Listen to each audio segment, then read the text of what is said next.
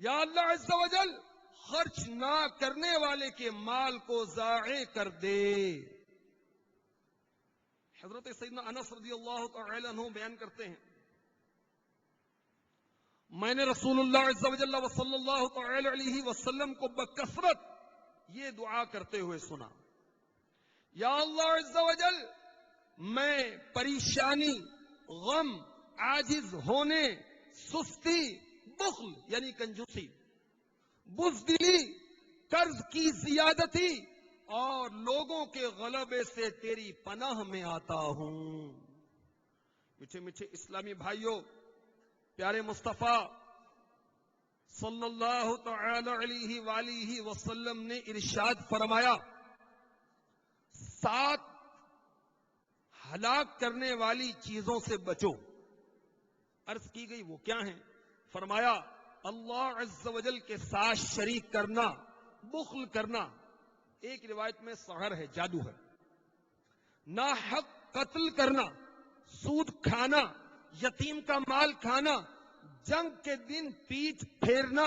پاک دامن، بھولی بھالی مومن عورتوں کو تہمت لگانا۔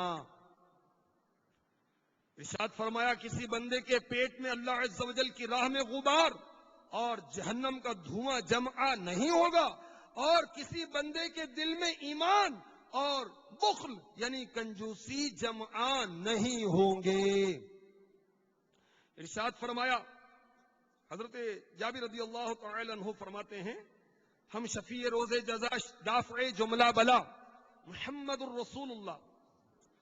عز و جل و صلی اللہ تعالی علیہ وآلہ وسلم کے ساتھ ظہر یا عصر کی نماز پڑھ رہے تھے۔ اچانک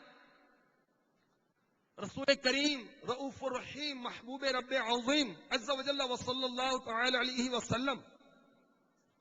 کسی چیز کو پکڑنے لگے،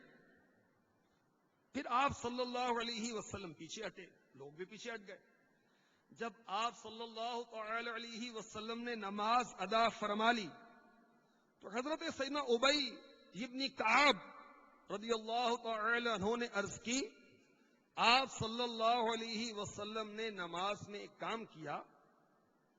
جو آپ صلی اللہ علیہ وسلم پہلے نہیں کیا کرتے تھے۔ فرمایا مجھ پر جنت پیش کی گئی، چمک اور تر و تازگی تھی اس میں نے تمہارے پاس لانے کے لیے انگوروں کا ایک گچھا پکڑا تو میرے اور اس کے درمیان ایک چیز حائل کر دی گئی،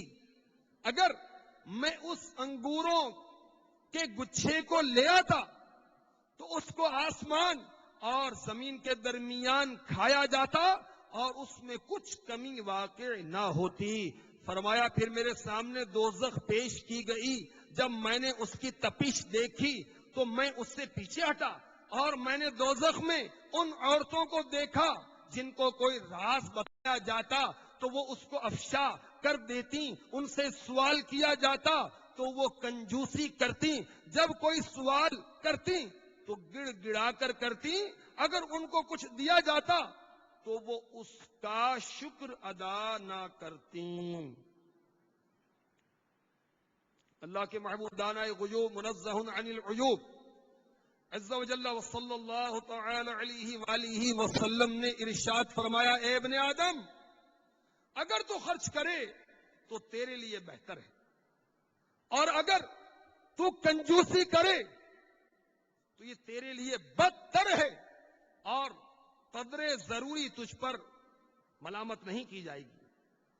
اور اپنے اہل و عیال سے ابتدا کر اور اوپر والا ہاتھ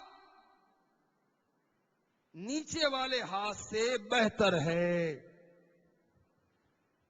ارشاد فرمایا جو شخص مومن، وہ شخص مومن یعنی کامل مومن نہیں ہے جو سیر ہو کر کھائے اور اس کا پڑوسی بھوک سے کروٹیں بدل رہا ہو۔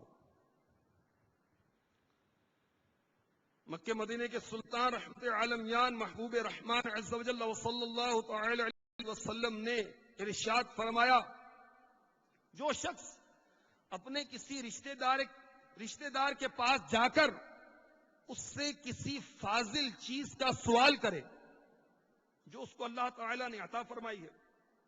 اور وہ اس فاضل چیز کو دینے سے کنجوسی کرے، تو وہ فاضل چیز قیامت کے دن آگ کا سانپ بنا کر اس کے گلے میں توق بن جائے گی اور اس کو اپنے جبڑوں سے چبائے گی۔ پھر مدینے کے تاجور رسول انور شاہ بحر و بر محبوب داور عز و جل وصلی اللہ تعالی علیہ وآلہ وسلم نے یہ آیت پڑھی، پارہ 4 سورہ آل عمران آیت نمبر 180۔ آئیے ہم بھی سنتے ہیں۔ وَلَا يَحْسَبَنَّ الَّذِينَ يَبْخَلُونَ بِمَا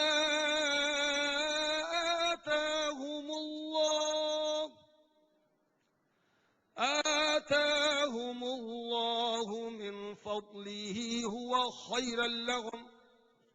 بل هو شر لهم سيطوقون ما بخلوا به يوم القيامة۔ ترجمہ کنز الایمان، اور جو بخل کرتے ہیں اس چیز میں جو اللہ نے انہیں اپنے فضل سے دی، ہرگز اسے اپنے لیے اچھا نہ سمجھیں بلکہ وہ ان کے لیے برا ہے۔ عن قریب وہ جس میں بخل کیا تھا قیامت کے دن ان کے گلے کا طوق ہوگا۔ حضرت سیدنا عبداللہ ابن مسعود رضی اللہ تعالی عنہ اس آیت کریمہ کی تفسیر میں بیان کرتے ہیں، ایک سانپ ان بخلا یعنی کنجوسوں میں سے کسی ایک کنجوس کے سر کو کھوکھلا کرے گا اور کہے گا میں تیرا وہ مال ہوں جس کے ساتھ تو نے بخل کیا تھا، پھر اس کی گردن پر لپٹ جائے گا۔ میرا دل پاک ہو سرکار دنیا کی محبت سے۔ امیر اہل سنت اپنے جذبات کا اظہار کر رہے ہیں اور ہماری تربیت فرما رہے ہیں۔ میرا دل پاک ہو سرکار دنیا کی محبت سے، مجھے ہو جائے نفرت کاش آقا مال و دولت سے، مجھے ہو جائے نفرت کاش آقا مال و دولت سے۔ صلو علی الحبیب صلی اللہ